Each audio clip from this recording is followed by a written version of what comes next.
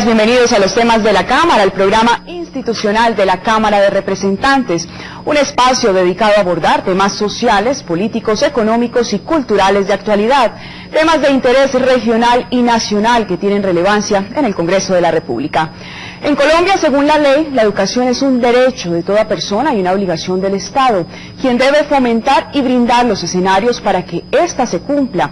Pero este mandato, al parecer, en su práctica se ha quedado corto, pues se ha concentrado en ofrecer a la población los niveles básico y medio, sin importar la calidad ni las garantías necesarias para que los estudiantes puedan acceder a la educación superior posteriormente.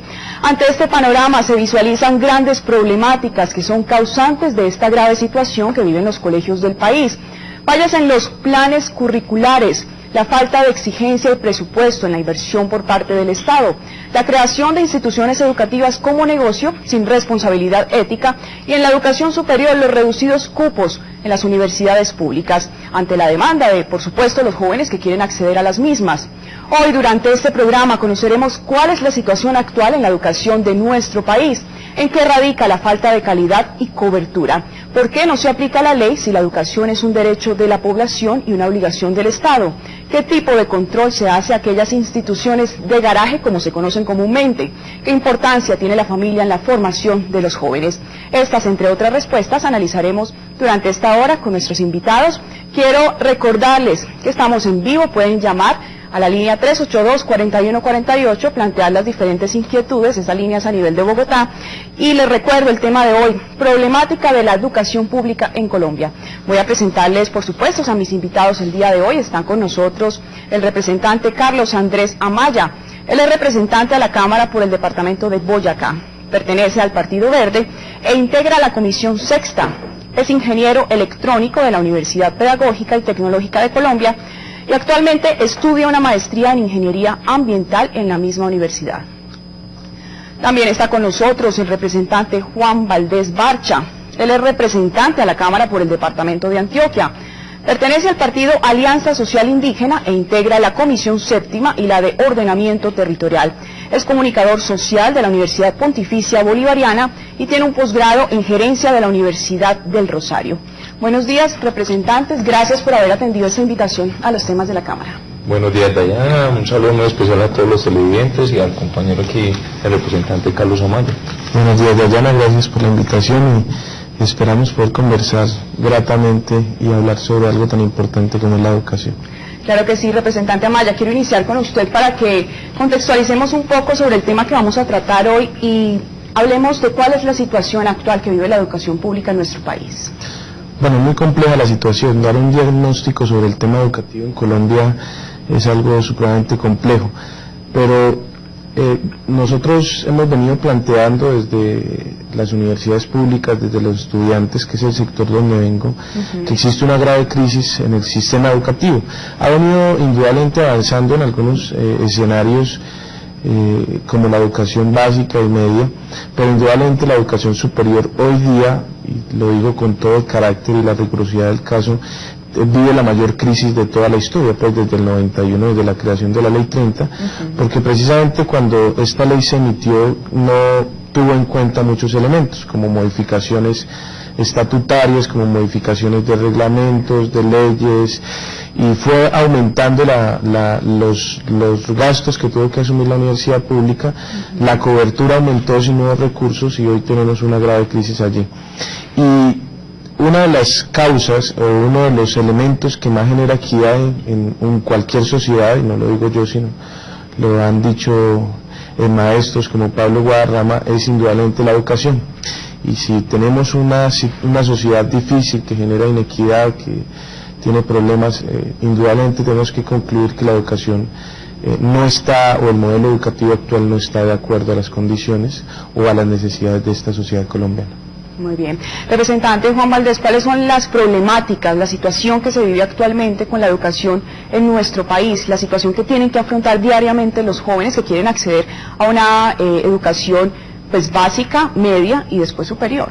Bueno, lo primero que hay que entender es que cuando hablamos de educación estamos hablando de un término bastante genérico, y por eso es muy importante mirar la educación a lo largo de la vida. O sea, ya no se habla, digamos, que los jóvenes o las personas terminan sus estudios como sucedía hace décadas, sino que es necesaria una educación a lo largo de la vida. Por eso tenemos que contemplar la educación como un derecho desde la etapa inicial. Por eso estamos hablando de una educación mezclada con una atención integral en salud, con elementos psicológicos y afectivos y de, digamos, de desarrollo motriz desde la etapa inicial. Estamos hablando de los menores de 4 y de los menores de 5 años, luego viene el preescolar, la educación básica primaria, la educación media, y ahí ya se hace tránsito a lo que se conoce como la educación superior. Sí. Hace algunas décadas alguien decía, terminé el bachillerato y ya terminé mis estudios. Ya no es suficiente, ni en Colombia ni en el mundo, terminar el bachillerato. ¿Con un cartón de bachiller no se puede acceder a un empleo? Básicamente lo que se accede hoy es de manera muy limitada a un empleo. Y entonces, aún incluso con un título, digamos, de educación superior, que no necesariamente tiene que ser profesional, puede ser educación superior técnica, tecnológica o profesional, digamos, se tienen limitaciones, pero eso sí tiene que ver más con el tema de la pertinencia y la calidad. Entonces, en ese sentido, tenemos que entender que la educación es a lo largo de la vida y por lo tanto nos está planteando que es un proceso dinámico y retador. Yo diría que hoy la educación pública en Colombia, y entiéndase pública bajo dos naturalezas, la prestación del servicio oficial y la prestación del servicio privado, es decir, la educación en su conjunto es dinámica, pero tiene unos retos profundos. ¿Cuáles retos? Tiene unos retos en materia de organización del sistema, de institucionalidad, porque por estar separada por niveles, entonces siempre se han pensado en políticas o en decisiones o en leyes o programas que determinan un nivel pero no conectan con el otro. Entonces se habla, digamos, que no hay un tránsito adecuado entre la educación media y la educación superior, hay una desconexión, hay un gran reto para el país para que nuestros jóvenes bachilleres puedan acceder y puedan permanecer en la educación superior y puedan seguir evolucionando. Pero también está la entrada del sistema, que tiene que ver con el preescolar y con la primera infancia, es decir, la atención integral, que ya quedó aprobada en la ley de infancia y adolescencia a partir del año antepasado. E igualmente sucede, digamos, otro reto importante tiene que ver con el tema de los recursos, como lo señaló el representante Amaya. Sí. La educación hoy en Colombia no es una prioridad, hay que ser realista. Puede ser que está en todos los programas de gobierno, tanto de alcaldías locales, de alcaldías, de departamentos, de gobernaciones, del gobierno nacional, pues claro que está la educación. Acabamos de aprobar la semana pasada el presupuesto general de la Nación, y en el presupuesto general de la Nación hubo un leve incremento, digamos, para la educación, pero eso comparativamente con los retos y necesidades y con que la educación sea una prioridad para que sea el motor de la transformación social de todo un país, pues todavía estamos bastante lejos de ahí. Y otro gran reto que hoy tenemos tiene que ver con la calidad y la pertinencia, que no es otra cosa que la gente sienta que cuando se está formando, cuando se está educando, pues está desarrollando unas competencias que le permitan ser mejor ciudadano, mejor persona, pero poder acceder a las formas de producción, porque educación, si no da la mano de acceso a las formas de producción, ya sea por la vía de la empleabilidad, o por la vía del emprendimiento, o por la vía del empresarismo, no tiene sentido porque queda bastante limitado. Representante Amaya, se dice que la educación es un derecho de toda persona y que el Estado está en la obligación de brindar, de generar todo este espacio para que haya una muy buena educación. ¿Por qué esto no se aplica en nuestro país? Bueno, yo creo que es un problema de concepción y desde hace muchos años, y los últimos gobiernos lo han asumido así. Nosotros hemos visto con mucha preocupación cómo se hace demagogia con este tema, cómo se dice que la educación es muy importante. Hoy, a un día de hoy se dice que la educación es uno de los vagones de la prosperidad. Sí. Y decía un amigo mío, representante, que no tiene ni un carrito porque no tiene recursos, y eso no es un problema no tener recursos, sino la importancia que se le da desde el Estado a este tema. Que la educación es un derecho, yo creo que tenemos que reevaluar esa discusión y generar un gran debate en el país de mirar si eso efectivamente se está dando. Hoy día hay muchos jóvenes en Colombia que no tienen acceso a la educación, es imposible. La universidad pública no cuenta con la suficiente cobertura, ni la educación pública. Bueno, yo creo que hay que reconocerle al Ministerio de Educación anterior que se ha aumentado en cobertura en el tema de educación básica, media, y han aumentado indudablemente, pero existe una gran brecha en el tema de educación superior. Y lo que decía el compañero Juan, es necesario entrelazar estas cosas. Hoy día, como tú dices, un bachiller pues no es solo que no consiga empleo, sino que el país no va a desarrollar si solo tenemos bachilleres, ¿cierto? El país se desarrollará en la medida que todos nuestros jóvenes y nuestras nuevas generaciones se eduquen y puedan incorporarse a la sociedad colombiana y puedan ayudarla a desarrollar. En la educación superior tenemos cifras difíciles, como la deserción de un 54%.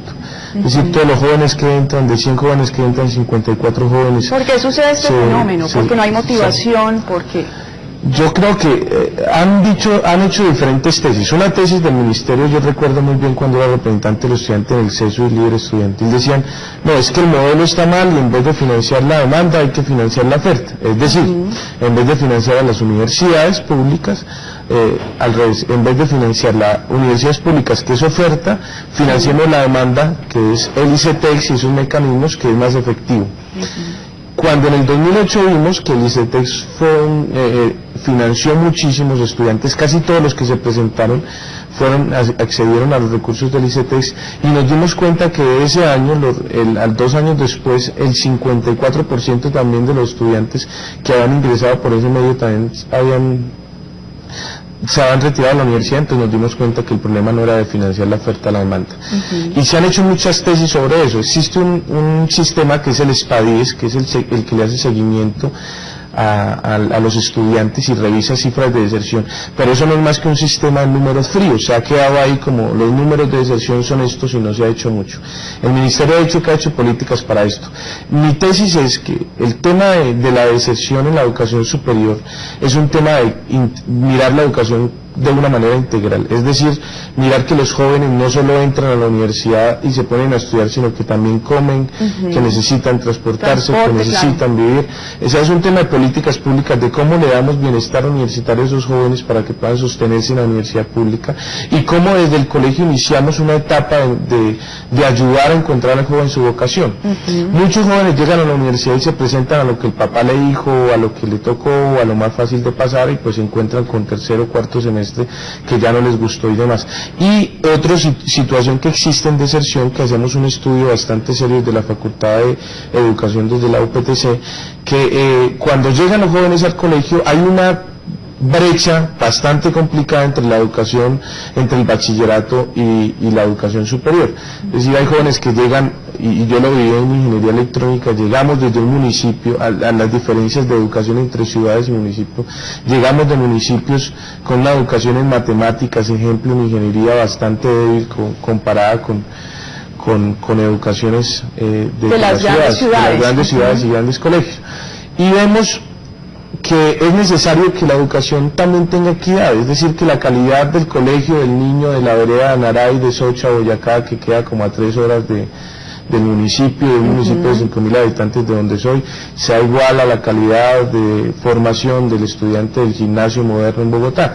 Cuando eso ocurra, yo sé que la sociedad va a lograr más equidad, porque a todos les daremos las mismas oportunidades. Es un poco la tesis de Sergio Fajardo, que es, démosle oportunidades a todos por igual y generaremos equidad, porque todos tenemos talento. O sea, es falso que, y ahí viene la discusión del tema también de penalización. ¿Cuál es el problema de ellos? ¿Que nacieron malos o son poco inteligentes? Yo creo que no han tenido esas oportunidades, y por eso la educación es tan importante.